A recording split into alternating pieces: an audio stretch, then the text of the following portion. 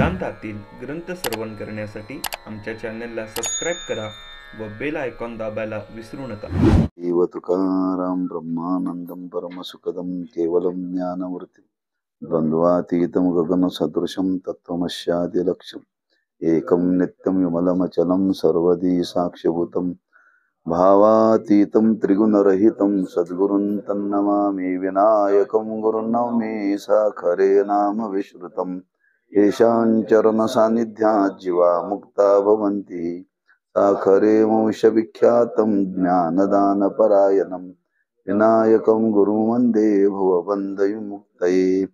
जो आनंद सत्यप्रकाश विभू आणि आधार नाम रूपास बुद्धी न जाणी आणि जाणी त्यास तो अपार शुद्ध परमात्मा मीच्याशे माझे अपार स्वरूप समुद्रावरती जणू तरंग ब्रह्मा विष्णू महेश गणपती सूर्यचंद्र वरुण यम मिरविती देवी कुबेरे तैशेची तो सर्वज्ञानी दयाघन मुनी हृदय ज्याचे करती ध्यान त्याची बुद्धी उपाधी करून मिथ्या भानमजचे माझे होत असे ज्याचे अज्ञानी भाषे जगत तसा दोरीवरी सर्प दिसत परी दोई ठाईना सर्प जगत ते स्वतंत्र आणि स्वयंब्रह्म मीचे असे पुण्य पुरुषी सदैव निष्काम बोध प्राप्ती कारणे भजावा राम तो मीचे आहे आत्मा आप्तकाम तरी नमन कोणा करावे मा.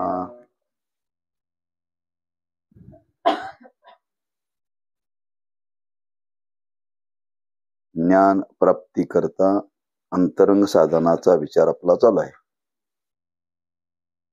आणि त्याचा विचार करत असताना आपण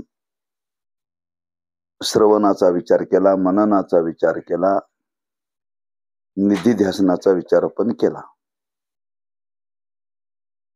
एक साधन ते जीवनामध्ये करावं लागतं. श्रवणाच्या नंतर मननाच्या नंतर निधिध्यासन साधनच आहे, अंतरंग साधन आहे.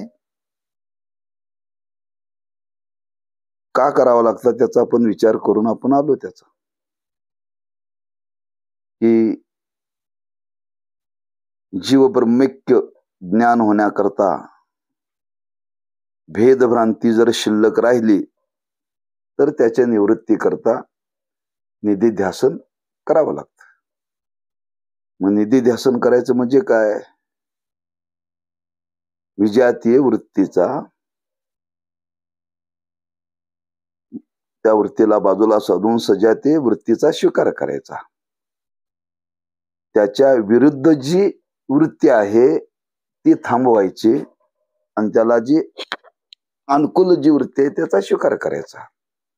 वृत्तीचा प्रवाह चालू असतो सतत, पण त्या वृत्तीच्या प्रवाहामध्ये अखंड आपल्या स्वस्वरूपाचं अनुसंधान पाहिजे. स्वस्वरूपाचं अनुसंधान पाहिजे आणि ते अनुसंधान करत असताना अधूनमधून अनात्म पदार्थाच्या संबंधाने वृत्तीमध्ये विचार येतात. त्याला बाजूला सारायचं आणि ते विचाराने सारायचं आहे. रस्त्याने जाताना काही झाडाची फांदी आडवी आलं तर ते हाताने बाजूला करता येते. तसं परमार्थाची साधना करत असताना क्रिया नाही चालत तिथं,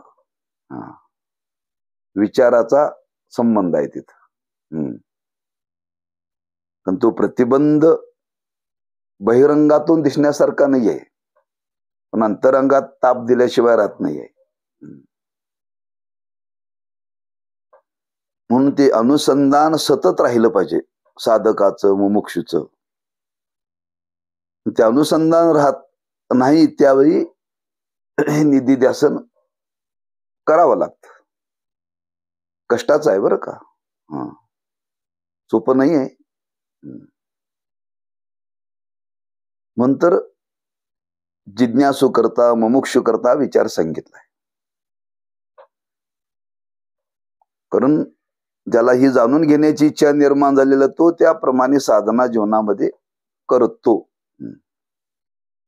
आपल्या जरी अंतःकरणामध्ये आता ही जरी जिज्ञासा नसली तरी कमीत कमी जिज्ञासा कशाला म्हणतात, मुमुक्षत्व कशाला म्हणतात, श्रवण कशाला म्हणतात, मनन कशाला म्हणतात, निधिध्यासन कशाला म्हणतात? कमीत कमी शब्द ओळख तरी व्हावी. आज ना उद्या कधी आपलं पुण्य जर उदयाला आलं हा तर आपल्याला ते उपयोगी पडेल पुढे ना. आता पैशाची गरज नाही, पण संचय करून ठेवावा लागतो ना. पुढे काय उपयोगाला लागतं ना.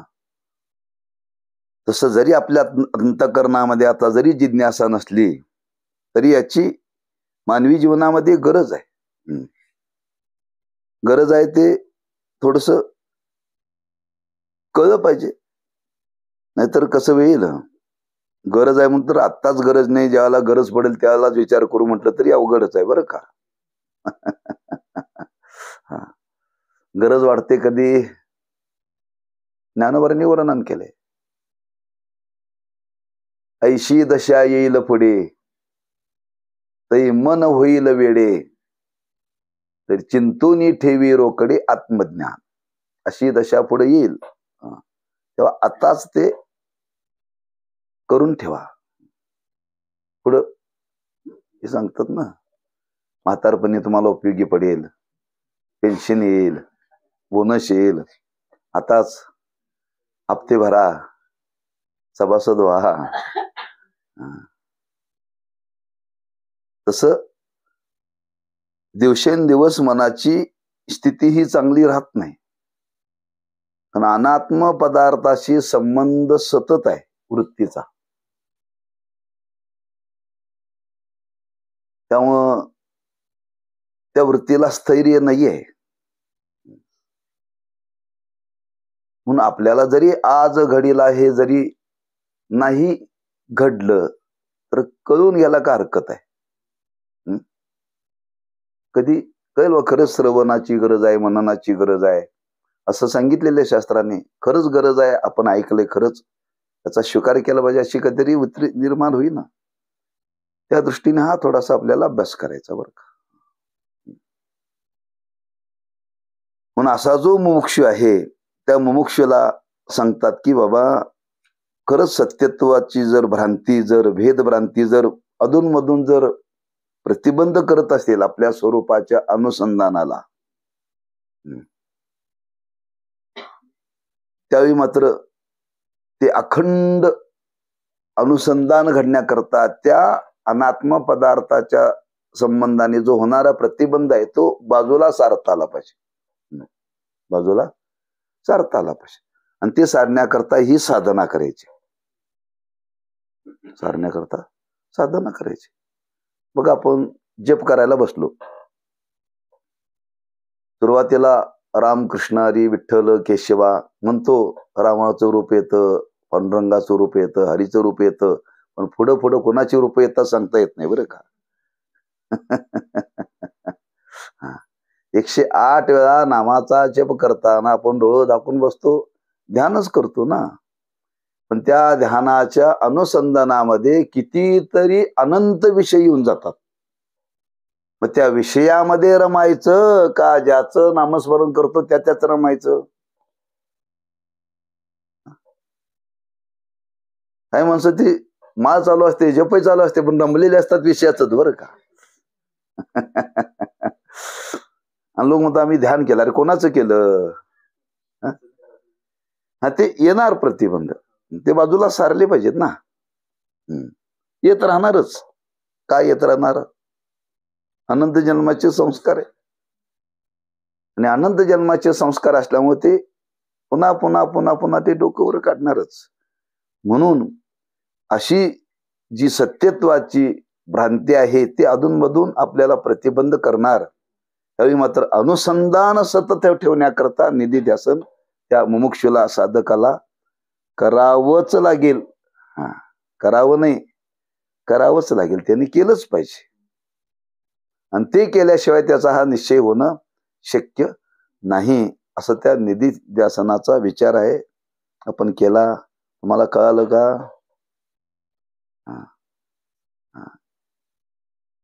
काय कळालं नसेल तर आणखी सांगा. ध्यान, निधिध्यासन थोडासा फरक आहे, आणि त्याच्या पुढं त्याच्यातच समाधी सांगितलेली आहे. पण ध्यान करताना सगुणाचं ध्यान केलं जातं. मग ध्यानात आणि निधिध्यासनामध्ये काय फरक आहे?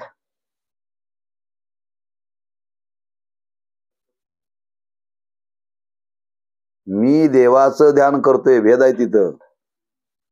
निधिध्यासनामध्ये मी सच्चिदानंद स्वरूप आहे, मी सच्चिदानंद स्वरूप आहे असं वृत्तीचं अनुसंधान राहतं. ध्यान करताना सुंदर ते ध्यान उभे विटेवरी, काय सगुण साकार परमात्मा, मी त्याचं ध्यान करावले. इथं द्वैत आहे, इथं द्वैत नाहीये. ध्यानातला निधिध्यासनातला फरक आहे. हा, पण त्या ध्यानातून शेवटी ध्यान करता करता ध्यान करणारा त्या ध्येयाशी एकरूप झाला पाहिजे, तर ते ध्यान सफल. बरं का? जसं तुकोबारांनी वर्णन केले, अनेक दुसरे मज नाही आता नेमिलिया चित्ता, पांडुरंग ध्यानी पांडुरंग मनी जागृती स्वप्नी, तिन्ही अवस्थेमध्ये त्या स्वरूपाचंच अनुसंधान आहे. तिन्ही स्वरूप अवस्थेमध्ये त्याचंच अनुसंधान आहे. जागृतीमध्ये त्याचंच आहे, स्वप्नामध्ये त्याचंच आहे, झोपेमध्ये त्याचंच आहे. असं अनुसंधान राहिलं पाहिजे बरं का. म्हणून ध्यानातला फायदा आहे. ध्यानाने काय घडतं, मनाला स्थैर्य प्राप्त होत. स्थैर्य प्राप्त करण्याकरता कुठल्या तरी आलंबनाशिवाय वृत्ती स्थिर राहत नाही. त्याच्याकरता ध्यानाचा विचार मांडलेला आहे. इथं आता तो विचार नाही आहे. इथं कुठला पदार्थ ध्यानात आणायचा नाही, चिंतनच असं करायचं आहे की मी सच्चिदानंद स्वरूप आहे, सच्चिदानंद स्वरूप आहे. हा, याचं अनुसंधान सतत राहिलं पाहिजे बरं का. अनुसंधान सतत राहिलं पाहिजे. मनात शंका येईल, त्याचं अनुसंधान सतत राहिलं पाहिजे म्हणतात, मग त्याला काय व्यवहार करता येणार नाही का? मुमुक्षूला दुसरा व्यवहारच नाही, तो उद्धाराकरताच प्रवृत्त आहे. तो उद्धाराकरता प्रवृत्त आहे. त्यांनी पोटाची सुद्धा चिंता करायची नाही, 2 घरं भिक्षा मागायची, तेवढ्या जेवढं पोट भरेल तेवढं पोट भरायचं आणि साधना करायची बरं का. मी साधना कधी सांगितली? 25 वर्षाच्या आधी, विवाहाच्या बंधनात पडायच्या आधी.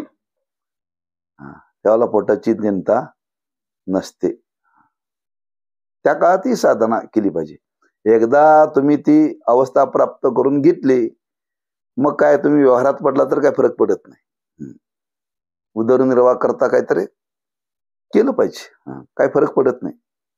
जो तरी करत असला, प्रपंच जरी करत असला तरी त्याच्या वृत्तीवरती त्याचा काय परिणाम होत नाही. पण साधना करत असताना मात्र तो प्रतिबंध येतो बरं का. एकदा त्या अवस्थेला प्राप्त झाल्यानंतर काय प्रतिबंध नाहीये. म्हणून जो साधक आहे, जो मुमुक्ष आहे, त्याला हे सांगतात या पद्धतीनं अनुसंधान त्यांनी ठेवलं पाहिजे, ती साधना केली पाहिजे. आता ही साधना करत असताना पुन्हा पुढे विचार सांगितला, तत्वम पदार्थ शोधन, म्हणजे तत्वमशी महावाक्यातील तत्पद वाच्यार्थाने ईश्वराचे बोधक आहे आणि लक्ष्यार्थाने ब्रह्माचे बोधक आहे. तसेच तोम पद हे वाच्यार्थाने जीवाचे व लक्ष्यार्थाने कुटस्थाचे बोधक आहे.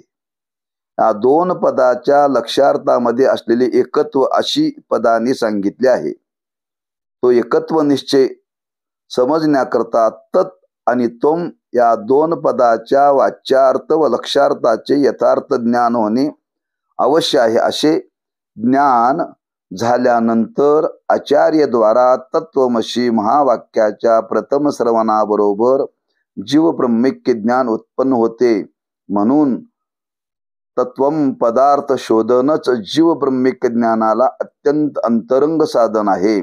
श्रवण, मनन, निधिध्यासन ही तिन्ही नाहीत या तिहीचा उपयोग महावाक्य श्रवणानंतर जे जीवप्रम्यक्य ज्ञान उत्पन्न होते त्याविषयी उत्पन्न होणारे जे संशय विपर्य त्यांचा नाश करण्यात आहे.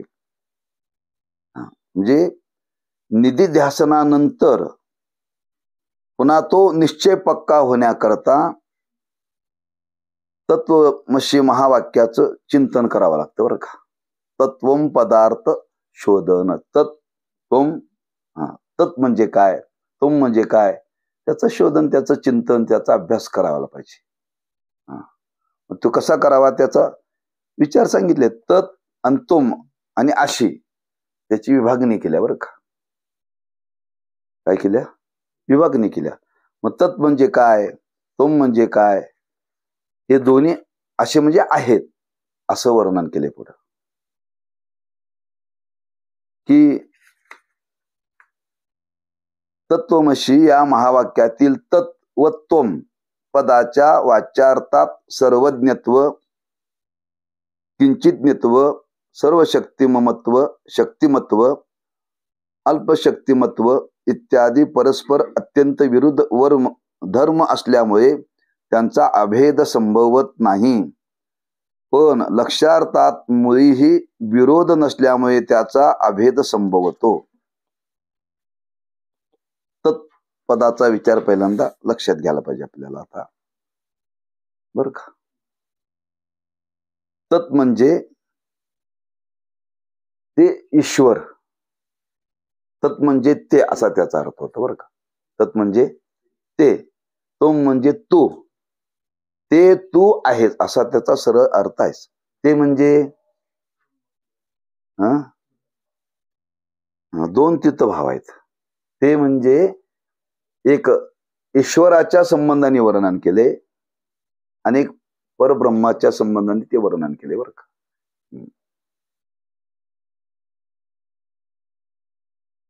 जे ईश्वरत्व सांगितलं तेही ब्रह्मस्वरूपच आहे आणि आपलं स्वरूपही ब्रह्मस्वरूपच आहे. आता त्या दोघांचं ऐक्य आपल्याला करायचं आहे. करत असताना तिथं थोडासा वाच्यार्थाचा आणि लक्ष्यार्थाचा विचार करावा लागतो. वाच्यार्थाने म्हणजे फक्त बोलण्याचा संबंध तिथे येतो आणि त्याचा लक्ष्यार्थाचा म्हणजे त्याच्या स्वरूपाचा संबंध घ्यावा लागतो. आता ईश्वर कसा आहे, तो सर्वज्ञ आहे. कसा आहे? सर्वज्ञ आहे, सर्व शक्तिमान आहे. सर्वज्ञ आहे, सर्व शक्तिमान आहे. जीव कसा आहे? अल्पज्ञ आहे, अल्पशक्तिमान आहे. मग ते हे कसं असेल, ते मी कसं असेल? सर्वज्ञत्व, सर्व शक्तिमान, व्यापकत्व ही त्याची ही वाच्यार्थाचा संबंध आहे. आपल्या स्वरूपाच्या ठिकाणी सुद्धा जीवाच्या संबंधाने वर्णन केलेलं आहे. जीव अल्पज्ञ आहे, अल्पशक्तिमान आहे. वाच्यार्थ दोघांचा काढून टाकायचा. त्याचं अल्पज्ञत्व काढून टाका, जीवाचं, ईश्वराचं सर्वज्ञत्व काढून टाका. त्याचं सर्व शक्तिमान बाजूला करा, आपला अल्पशक्तिमान बाजूला करा. दोघांचं स्वरूप पाहिलं तर एकच आहे. जे स्वरूपाचा विचार केला जातो त्याला लक्ष्यार्थ म्हणतात आणि त्या उपाधीच्या संबंधाने जे वर्णन केलं जातं त्याला वाच्यार्थ म्हणतात. वाच्यार्थाचा त्याग करायचा आणि लक्ष्यार्थाचा अंगीकार करायचा तर ऐक्य घडतं. वाच्यार्थाने जोडणार नाही, देव कुठं आणि आपण कुठं. आम्ही सांगतो तू देवस, मी देव आहे, शक्यच नाही म्हणतोय. हो, मला काम केल्याशिवाय पोट भरत नाही, त्याला काय काम करावं लागतंय? मला चिंता आहे, त्याला चिंता नाही, मी कसा देव असेल? कोणाला सांगा तू देव आहेस, तू ब्रह्म आहेस, शक्यच नाही म्हणतात लोक. मला पोटाची चिंता आहे, प्रपंच आहे, त्याला काहीच नाही ना, मी कसा असेल? मग त्याचा तो वाच्यार्थाच्या संबंधाने विचार मांडलाय, त्याचा त्याग करावा लागेल तर जुळले. वाच्यार्थाचा स्वीकार केला तर जुळणारच नाही, कधीच जुळणार नाही. म्हणून वाच्यार्थाने भगवंताच्या स्वरूपाचा विचार कधी करायचा नाही, लक्ष्यार्थाने विचार करायचा. म्हणून ते चरित्राच्या संबंधाने वर्णन केलं जातं. चरित्राच्या संबंधाने वर्णन केलं जातं. तुकोबारांनी वर्णन केले, चरित्र ते उच्चारावे केले देवे कोकोळे. भगवंताच्या चरित्राचं उच्चारण करावं, आचरण करू नये. आचरण करू नये. तिथं हा फरक सांगितलाय बरं का. कोणी म्हणतात देवाने 16,108 केल्या, आम्हाला 2 करायला का हरकत आहे? 2 करायला का हरकत आहे? हरकत काहीच नाही. त्याने मेरू पर्वत उचलला, आपल्याला 100 किलोचं पोत हाताने उचलते काय बघा. हे जुळत असेल ना 5 का 10 करा, 2च का जुळत का? हे नाही जुळत. तिथं सर्व शक्तिमान सांगितले बरं का, अल्पशक्ती आहे. मग त्याच्याही शक्तीवर आपली शक्ती आहे का? 16,108 करून सुद्धा तो ब्रह्मचारी आहे. आम्ही न करता सुद्धा ब्रह्मचारी नाही. कसं जुळायचं? वाच्यार्थाने याचा विचार करून चालत नाही बरं का. वाच्यार्थाने विचार करून चालत नाही. महाराज सांगतात, अरे त्याने 12 गाव अग्नी गेला, तुम्ही उदबत्ती गळू शकताय? नाही गळू शकत. वाच्यार्थाने हे जुळत नाही बरं का. म्हणून वाच्यार्थाचा त्याग करायचा.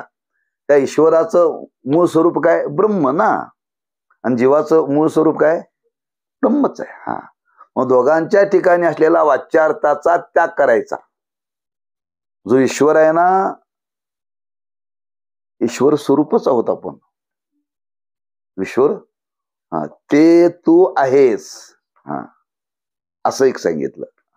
दुसरं सांगितलं, त्या सच्चिदानंद पदाचं वर्णन केलं. सच्चिद आनंद, सच्चिद आनंद तेच आपलं स्वरूप आहे आणि तेच ईश्वराचं स्वरूप आहे ना. दोघांचं स्वरूप एकच आहे. हा, उपाधीचा त्याग करायचा, वाच्यार्थाचा त्याग करायचा आणि दोघांच्या स्वरूपाचा विचार केला तर ते सच्चिदानंद स्वरूप आहे, आपलंही सच्चिदानंद स्वरूप आहे.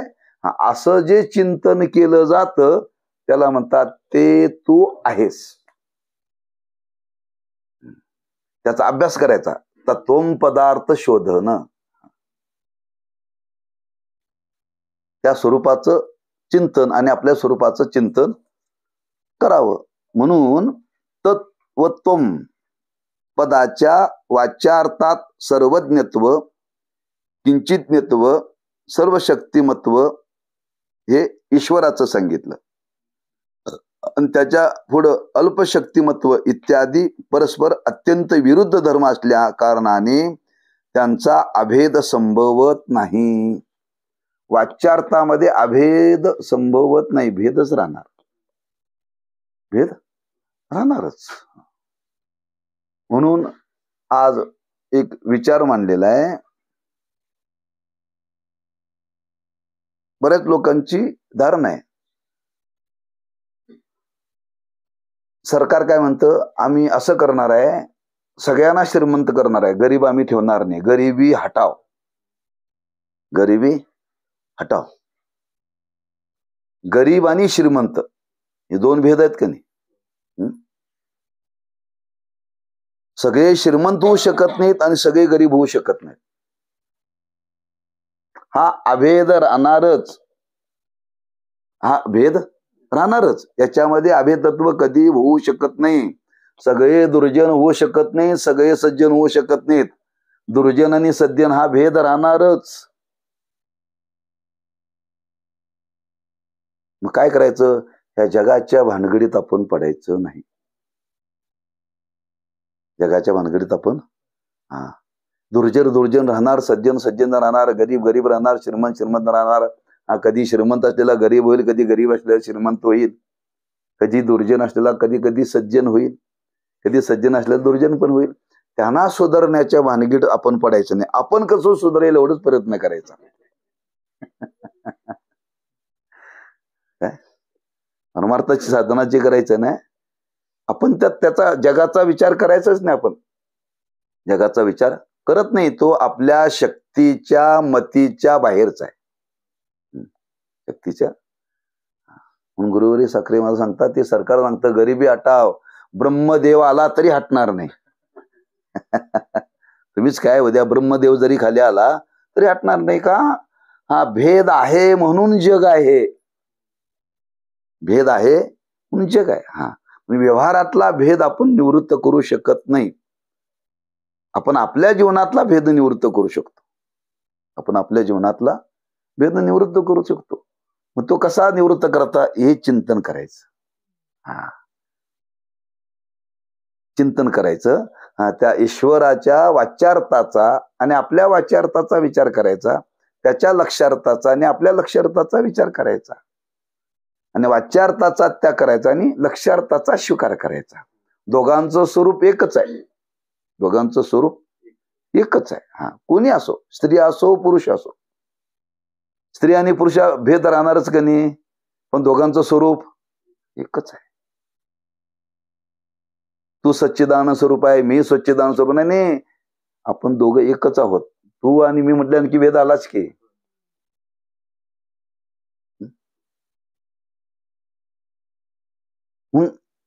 वाच्यार्थाचा त्याग करायचा. म्हणून अत्यंत विरुद्ध धर्म असल्या कारणाने त्यांचा अभेद संभवत नाही, पण लक्ष्यार्थात मुळीही विरोध नसल्यामुळे त्यांचा अभेद संभवतो.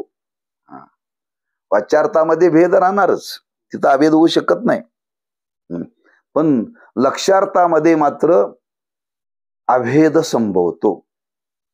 अभेद संभवतो. हा आपलं सर्वांचं स्वरूप एकच आहे. आपण ब्रह्मरूपच आहोत. तसं ते ईश्वर तत्व जरी वेगळं वाटत असलं तरी ते हे सच्चिदानंद स्वरूपाचं आहे आणि आपलं स्वरूप हे सच्चिदानंद स्वरूपच आहे. अशा पद्धतीने एक चिंतन करायचं. त्या परब्रह्माचं वर्णन केलं. परब्रह्म सच्चिदानंद स्वरूप आहे, तेच माझं स्वरूप आहे. तेच माझं स्वरूप आहे. आम्हा तुम्हाला कळण्याकरता हे सच्चिद आनंद नाव दिले. नाव देताच येत नाही बरं का त्याला. नाव देता येत नाही. नाव दिला की मग भेद आला ना, नामोल्लेख झाला की. म्हणून तिथं भेद फक्त बोलण्यापुरता आहे. ज्यावेळी आपण त्याचं चिंतन करू, ती अवस्था प्राप्त करू, त्यावेळी मात्र तिथे भेदाचा संबंध काही नाहीच आहे. म्हणून परब्रह्माच्या स्वरूपाचं चिंतन करावं. आणि ते चिंतन करत असताना आज आपल्याला हा विचार का मांडला, आपल्याला ह्या जगतामध्ये राहत असताना त्या परब्रह्म स्वरूपाचा अनुभव नाही, पण ईश्वरत्वाचा अनुभव आहे.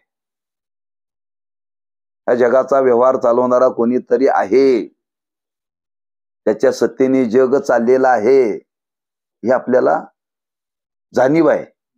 त्याच्याशी पहिल्यांदा ऐक्य करायचंय. परब्रह्माचा आपल्याला अनुभव नाहीच आहे. अभ्यासाने होईल, आहे तसा. पण तो पहिल्यांदा ईश्वरत्वाकडून जायचं बरं का. आज या जगतामध्ये देव आहे, देव आहे, देव जगताचं कार्य चालवतो, त्याच्या सत्तेने जग चाललेलं आहे. व त्याच्या सत्तेने जरी जग चालत असला तरी त्या ईश्वरापासून मी वेगळा नाही ना.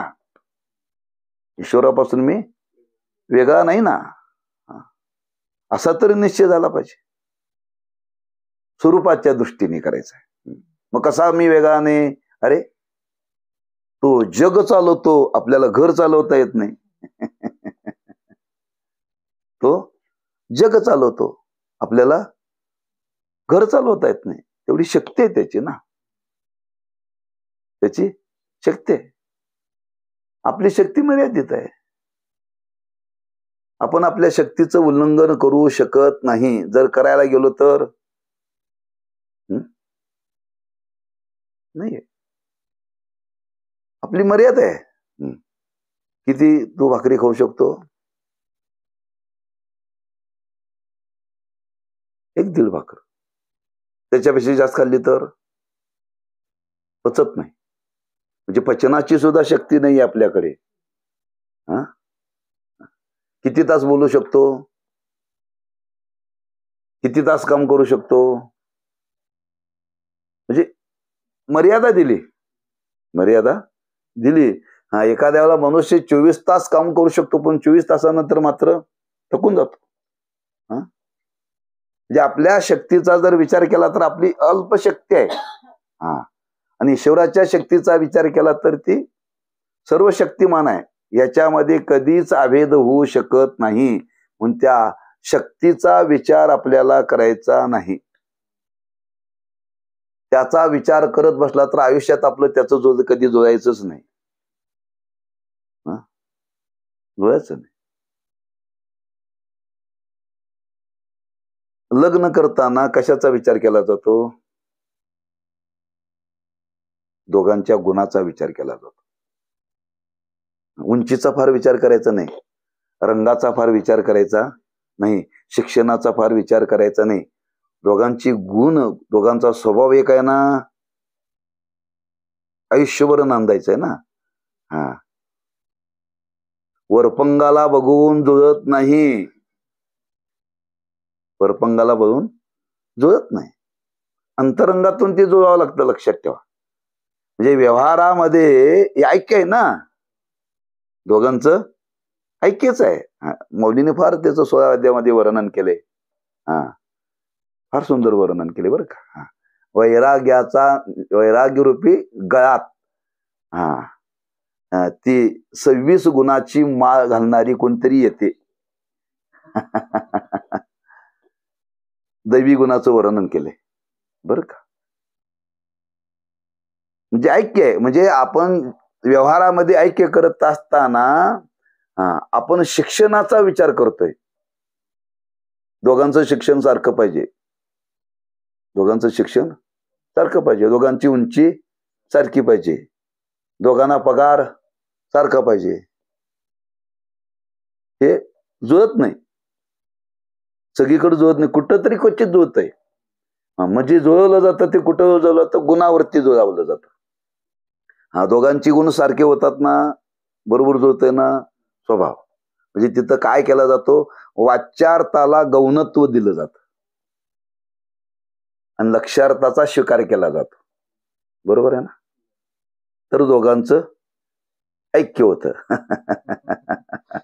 मग जीव आणि ब्रह्म, ईश्वर आणि जीव, या दोघांच्या स्वरूपाचा विचार केला तर सच्चिदानंद आहे. जीवाचंही स्वरूप सच्चिदानंद आहे आणि ईश्वराचंही स्वरूप सच्चिदानंद आहे.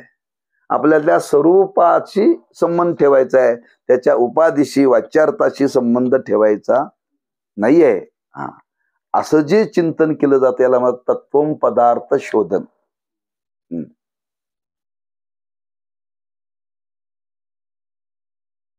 पण लक्षार्थात मुळीही विरोध नसल्यामुळे त्याचा अभेद संभवतो. तत्पद लक्षार्थ ब्रह्म आहे आणि तोमपद लक्षार्थ कुटस्थ चैतन्य आहे. ती दोन्ही चैतन्य सच्चिदानंद रूप असल्यामुळे त्यांचा स्वरूपताच अभेद संभवतो. अशा तत्त्वम पदार्थ शोधनाने ब्रह्मचैतन्य व कुटस्थ चैतन्य यांचे परस्पर ऐक्य ज्ञान होऊन स्वविषयक परिच्छिन्नतेच्या व परमात्म विषयक परोक्षतेच्या भ्रांती निवृत्तीचा कृतकृत्यतेचा त्रिपुटी रहित ब्रह्मस्थितीचा लाभ होतो. बरं का. आपल्या ठिकाणी आता शरीराच्या ठिकाणी राहते त्याला कुटस्थ चैतन्य म्हटलं जातं.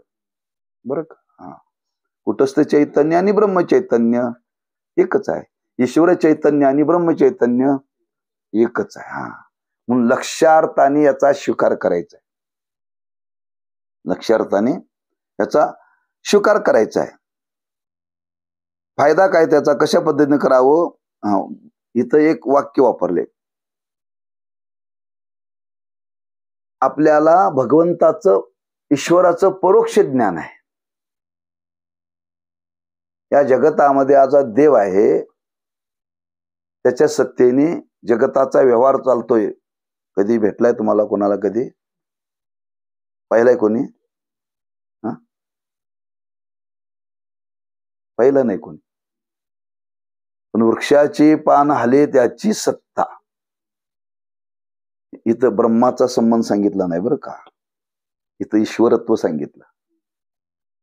ईश्वरत्व, हा, त्याच्या सत्तेने संपूर्ण त्रिभुवनाचा व्यवहार चालतो. पण त्याला कोणी पाहिले का? परोक्ष ज्ञान आहे,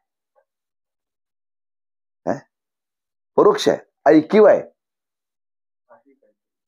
हा, परोक्ष. पण आहे काहीतरी, नक्की आहे का? त्याच्याविषयी जी परोक्षतेची बांधते ती निवृत्त होते या तत्वम पदार्थ शोधनाने. खरंच आहे. हा, आहे का? आतापर्यंत कुणाला दिसला? लोक म्हणतात असला तर दिसला असता, असला तर दिसला असता. त्याला उत्तर आहे, तू आहेस ना. आपलं अस्तित्व आहे का नाही?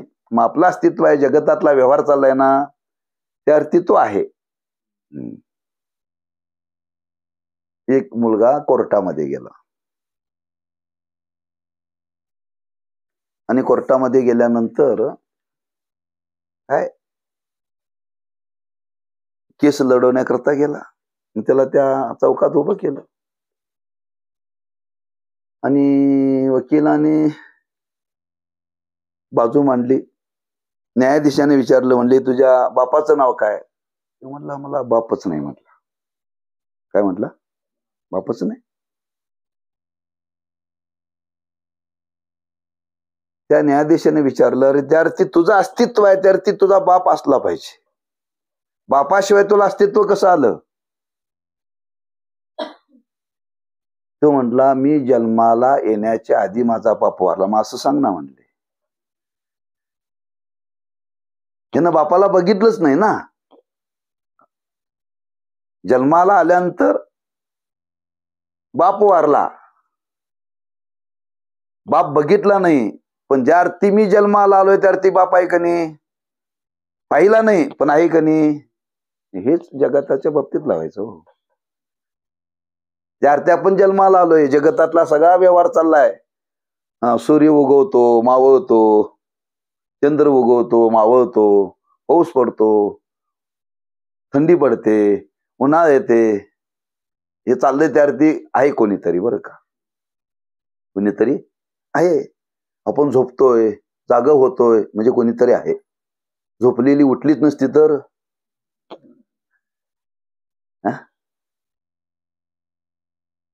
तुला कोण रोज उठवतं का? तुझं तू उठतोस? तुझं तू उठतोस का नाही? मग कोण उठवते तुला? तुला कोणतरी उठवते म्हणजे कोणतरी उठवताना आहे, बरोबर आहे ना. कधीतरी शाळेला उशीर झाला तर उठवावं लागतंय, ते उठवणं वेगळं. म्हणजे आपल्याला ईश्वरत्वात्व जरी परोक्षत्व असलं, त्याच्याविषयी जर भ्रांती असेल तर या तत्वम पदार्थ शोधनाने ती भ्रांती निवृत्त होते, बरं का. म्हणजे तो वर्णन केले, परमात्मा विषयक परोक्षतेच्या भ्रांती निवृत्तीद्वारा कृतकृत्यतेचा त्रिपुटी रहित ब्रह्मस्थितीचा लाभ होतो. पहिला इथं मांडला की स्वविषयक परिच्छिन्नतेचा, म्हणजे आपण स्वतःला मर्यादित समजतो, परिच्छिन्न समजतो, ती भ्रांती निवृत्त होईल. आणि भगवंताच्या परोक्षत्वाविषयी भ्रांती तीही निवृत्त होईल, म्हणजे तुम्हाला त्याचा अनुभव येईल, कृतकृत्यतेचा लाभ येईल. त्याच्या पुढे सांगितलं की शेवटी त्रिपुटी रहित, बरं का. हा जो अनुभव आहे ना, त्याचा तत्वम पदार्थ शोधन शेवटी ही साधना केली जाते ना, इथं त्रिपुटीचा संबंध त्रिपुटी म्हणजे तीन गोष्टी. त्रिपुटी म्हणजे तीन गोष्टी: पाहणारा, पाहण्याची क्रिया, आणि ज्याला पाहायचं. ज्यावेळी आपल्याला हा निश्चय होईल त्यावेळी त्रिपुटी वाचून होणार, बरं का. त्रिपुटीचा संबंध राहणार नाही. पाहण्याची क्रिया, पाहणारा आणि पाहायचं, पाहणारा आणि ज्याला पाहायचं, हे तीन राहत नाही. मग त्रिपुटी रहित शब्द वापरला इथं, त्रिपुटी रहित शब्द वापरला आहे. अनुभव येणार. पण सांगण्याकरता तो बोलू शकत नाही. झोपेच्या बाबतीत हे सांगितले ना, झोपेमध्ये आपल्याला सुखाचा अनुभव येतो. सुखाचा अनुभव येतो. पण सांगता येतं का? त्रिपुटी नाही तिथं. त्रिपुटी पण आनंद आहे का नाही, तो कधी सांगितला जातो? जाग झाल्यावर. जाग झाल्यावर. जे झोपेमध्ये जो आनंद मिळतो, त्या आनंदामध्ये मनुष्य राहतो. पण जो आनंद अनुभवाला येतो तिथं त्रिपुटी नसल्यामुळं सांगता येत नाही. येते लक्षात? काय बोल की? ते ज्ञान होण्याच्या आधी, ज्ञान होण्याच्या आधी हो. ज्या वेळेला आपल्याला अनुभव त्यावेळेला त्रिपुटी राहत नाही. तुम्ही झोपेपर्यंत त्रिपुटी जागा आहे, मी जागा आहे, मी जागा आहे म्हणजे अजून त्रिपुटीत आहात तुम्ही. तेव्हा गाढ झोप लागली तेव्हा मी झोपले मला उठवू नका असं म्हणता येईल? गाढ झोपेत जोपर्यंत जात नाही तोपर्यंत त्रिपुटी आहेच ना. त्रिपुटी आहेच. तेव्हा गाढ झोपेत जातात तेव्हा हाका मारून सुद्धा तुम्ही ओ देत नाही का? त्रिपुटीच नाही तिथं. आम्ही म्हणतो एवढ्या हाका मारल्या, हो मला ऐकायलाच नाही. कसं ऐकायला? त्रिपुटीत असतं तर ऐकायला आलं असतं ना. हो, मी झोपेच्या बाबतीत सांगितले, हेच अनुभवाच्या बाबतीत आहे. अनुभवाच्या आता ते तिथं जाग झाल्यानंतर मग म्हणून सांगतो मी सुखाने झोपलो होतो. पण ज्यावेळी खरंच आपल्याला हा अनुभव येतो त्यावेळी मात्र हा बोलण्याचा व्यवहार घडत नाही बरं का. व्यवहार घडत नाही, तो अनुभवाचा विषय आहे. म्हणून हा लाभ, या ब्रह्मस्थितीचा लाभ आपल्याला प्राप्त होतो कधी? या साधनाचं आपण जर चिंतन केलं तर. तत्वम पदार्थ शोधन, सारांश, श्रवण, मनन, निधिध्यासन आणि तत्वम पदार्थ शोधन इत्यादी साधनाचा अवलंब करून सर्व भेद प्रतीती मिथ्या कल्पित आहे असे जाणून व तसा दृढ निश्चय करून मी सच्चिदानंद ब्रह्मरूप आहे असे अभेदरूप आत्मत्वाने अप्रोक्ष रूप ब्रह्मात्मिक ज्ञान संपादन करावे. या अभेदरूप प्रत्यक्ष ज्ञानाने सर्व प्रकारचा भेद भ्रम निवृत्त होऊन सर्वत्र ब्रह्मभाव रूप अशा अंतिम परमसाध्याची प्रवृत्ती होते व त्यास जनी वनी आत्मतत्वी एक हरीच दिसू लागतो असं वर्णन केलंय. पण कधी?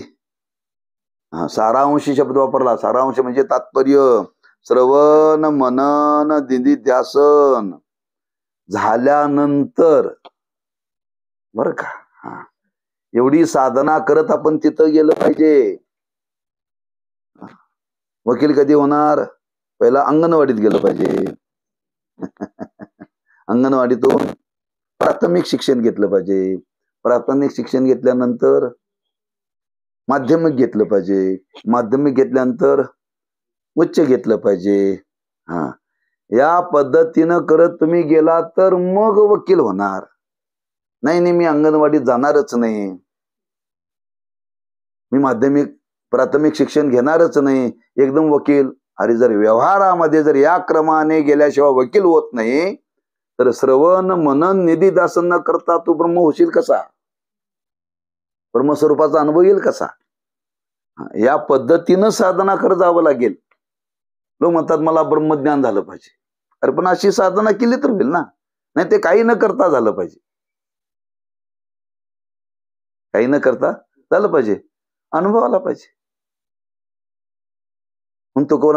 ब्रह्मज्ञान जरी कळे उटावटी तरी का हिंपुटी वेदशास्त्रे.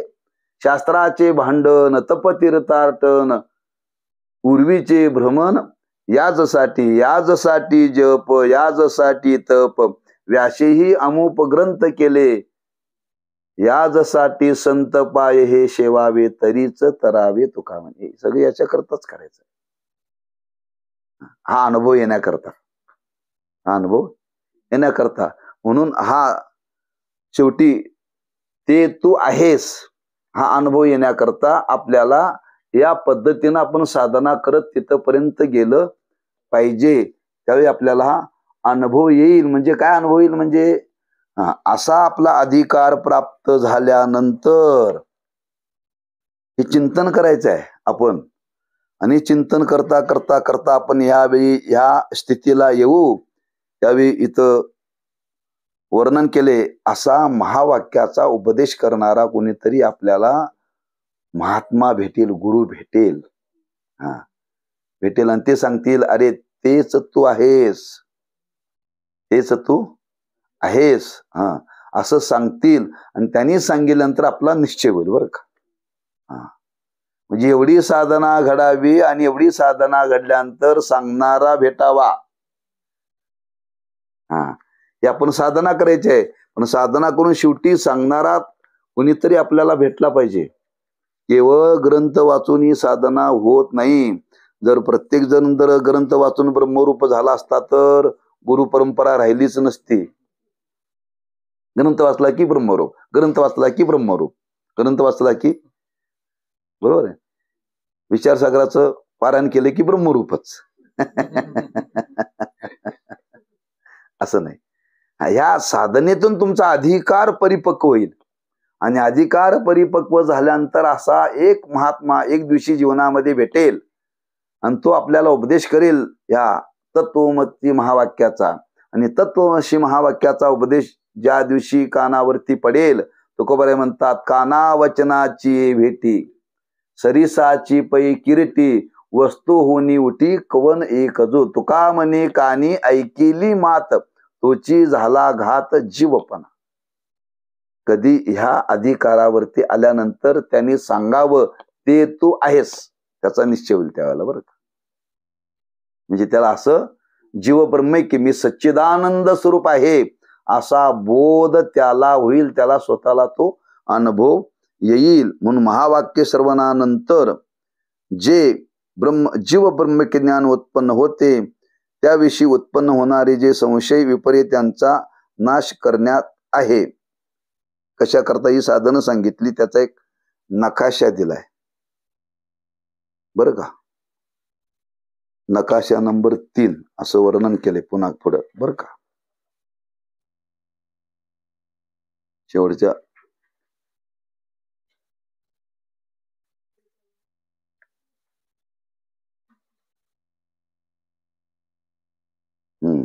आता आपण जे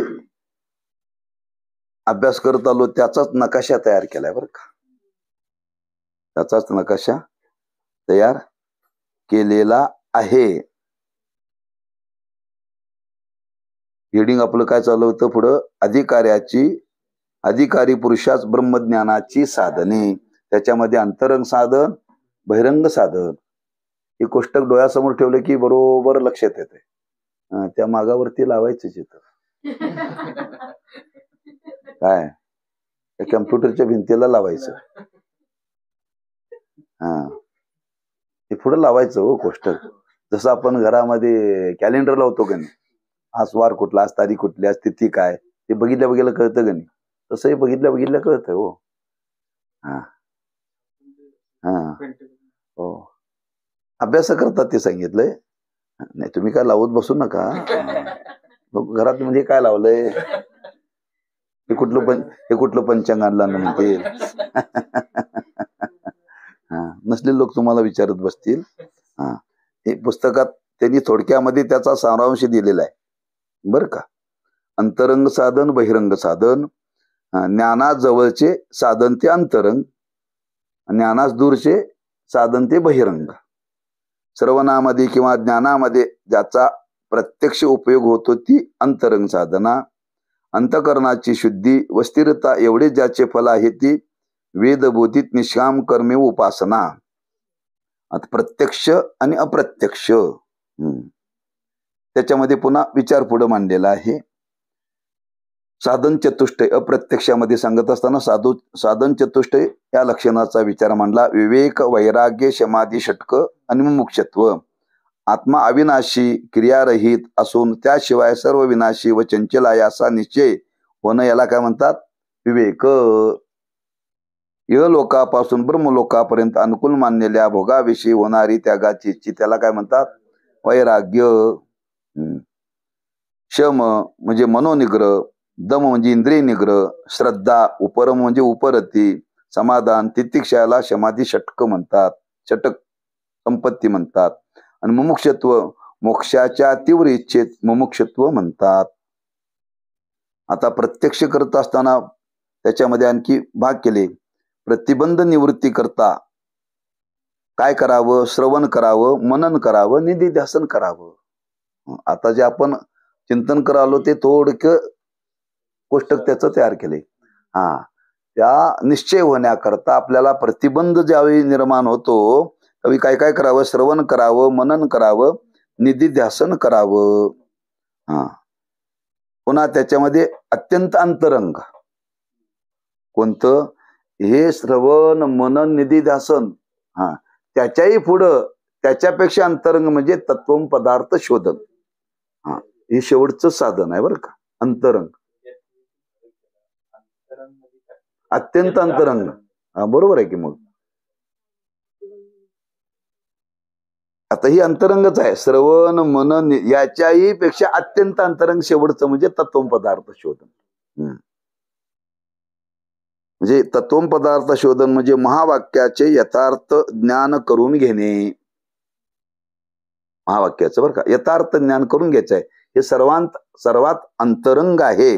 म्हणजे आपल्याला जर मी सच्चिदानंद स्वरूप आहे या बोधापर्यंत जर आपल्याला जायचं असेल तर आपल्याला आता हे आपण ऐकलं, ऐकून सुद्धा आपला निश्चय होत नाही. निश्चय होत नाही. समजा बाबत अजून श्रवणाची साधना पक्की नाही, मननाची साधना पक्की नाही, निधिध्यासनाची साधना पक्की नाही. ज्या अर्थी गणित सोडवता येत नाही त्या अर्थी पाठ नाहीत. पाठ नाहीत. मग गणित सोडवायचं असेल तर काय करावं लागेल? पाठ करावं लागेल. म्हणजे मागे यायला पाहिजे. आता पुढे जाऊन चालणार नाही. त्या दुसऱ्याने सोडवलेलं बघून आपण द्यायचं का आपण होऊन सोडवायचं? मग आपण सोडवण्याकरता काय करायला पाहिजे? पाठ करायला पाहिजे. तसं तो निश्चय होण्याकरता आपलं समजावं श्रवणाचं जे लक्षण सांगितलं ते अजून आपल्यात जुळलेलं नाही आहे. अजून आपल्या जीवनामध्ये मनन घडत नाही. इथपर्यंत तुम्ही या आणि हे जर निश्चय तुमचा जर होत नसेल तर पुन्हा ही साधना करण्याकरता तुम्ही प्रवृत्त व्हा. होत नाही म्हणून सोडून देऊन चालणार नाही.